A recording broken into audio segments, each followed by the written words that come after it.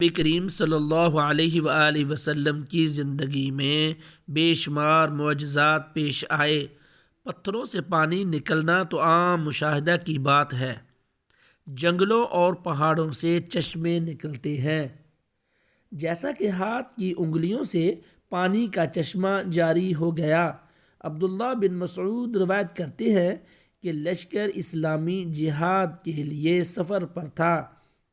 راستے میں پانی کی قلت پیدا ہو گئی۔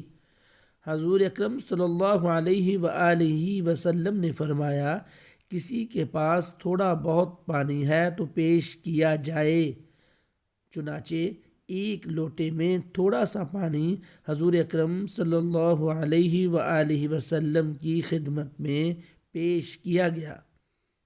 آپ نے اس پانی سے وضو فرمایا، پھر وہ پانی پیالے میں ڈال کر اپنا ہاتھ مبارک اس پیالے میں رکھ دیا۔ اللہ تعالیٰ کی قدرت سے انگلیوں مبارکہ کے نیچے سے پانی کا چشمہ جاری ہو گیا۔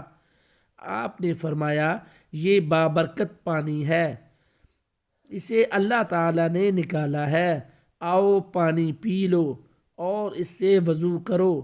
لوگوں نے پانی حاصل کیا، اس سے وضو کیا، اس میں سے پیا اور دوسری ضروریات پوری کیں۔ جب سارا لشکر سیراب ہو گیا تو آپ نے اپنا ہاتھ مبارک اٹھا لیا اور پانی نکلنا بند ہو گیا۔